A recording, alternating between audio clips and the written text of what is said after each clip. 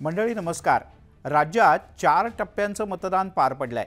यामध्ये सगळ्यात कमी मतदान झालेला लोकसभा मतदारसंघ कुठला आहे माहिती आहे? पुणे। राज्याची सांस्कृतिक राजधानी, विद्येचं माहेरघर पुणे। पण सुशिक्षितांच्या पुण्यातलं मतदान कमी का असा प्रश्न गेले 2 दिवस विचारला जाऊ लागलाय। पण मंडळी तुमच्या माहिती करता पुणेकरांचं मतदान वाढलंय। तुम्हाला माहिती आहे? नाही ना? चला तर मग या व्हिडिओतून तेच पाहूयात। नमस्कार, मी मिलिंद भागवत। लोकसभा निवडणुकांच्या 4थ्या टप्प्याचं मतदान सोमवारी पार पडलं। यात पुणे लोकसभेच्या जागेचाही समावेश होता। पुण्यातल्या या मतदानाची अंतिम आकडेवारी निवडणूक आयोगाने जाहीरही केली। पुण्यात यंदा 53.54% इतकं मतदान झालंय। पुण्यातल्या एकूण 6 विधानसभा मतदारसंघांपैकी कसबा पेठेत सर्वाधिक मतदान झालं। कसबा पेठेत मतदान झालं 59.54%, तर शिवाजीनगरमध्ये सगळ्यात कमी म्हणजे 50.67% इतकं मतदान झालं। म्हणजे आपण विधानसभा निहाय पाहायचं झालं ना तर वडगाव शेरीमध्ये 51.71%, शिवाजीनगरमध्ये 50.67%, ज्या कोथरूडमधलाच उमेदवार लोकसभेची निवडणूक लढवतोय तिथलं मतदान आहे 52.43%, पर्वतीतलं मतदान आहे 55.47%, तर पुणे कॉन्टोन्मेंटमध्ये 53.13% लोकांनी मतदानाचा हक्क बजावलाय। कसबापेठ विधानसभेमध्ये 59.24% नागरिकांनी मतदानाचा हक्क बजावला। आता आपण पुणे लोकसभा मतदारसंघाचा गेल्या 20 वर्षांचा आढावा घेतला तर आश्चर्यचकित करणारी आकडेवारी आहे।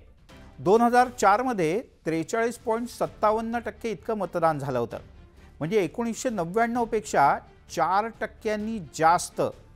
पुढे 2009च्या निवडणुकीत साधारण 40.66% इतक्या कमी लोकांनी मतदानाचा हक्क बजावला।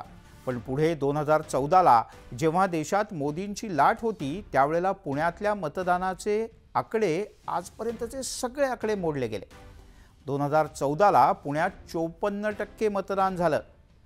2009ला त्यापेक्षा थोडं कमी, म्हणजे 2009च्या टक्केवारीचा विचार केला तर 13%पेक्षा जास्त वाढ मतदानातली नोंदवली गेली। पुढे 2019 मध्ये मात्र पुणेकरांनी मतदानाकडे काहीशी पाठ फिरवली। मतदान थेट 4% घटलं आणि 49.89% पर्यंत आलं। पण यावर्षी पुन्हा एकदा पुण्यातल्या मतदानाचा आकडा वाढलाय आणि 50%चा टप्पाही पार केलाय। 2024च्या निवडणुकीत 53.54% इतक्या मतदारांनी आपला मतदानाचा हक्क बजावला। मंडळी, यावेळी मतदार याद्यांमध्ये मृत नावं वगळण्यात आली होती, तर पत्त्यावर जे सापडले नाहीत ना त्यांची सरसकट नावं काढून टाकण्यात आली।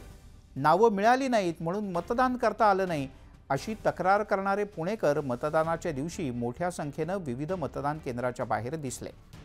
थोडक्यात काय तर यावेळी पुण्यातल्या मतदानाचा टक्का वाढलाय, तेव्हा उगाचच पुणेकरांना नावं ठेवू नका।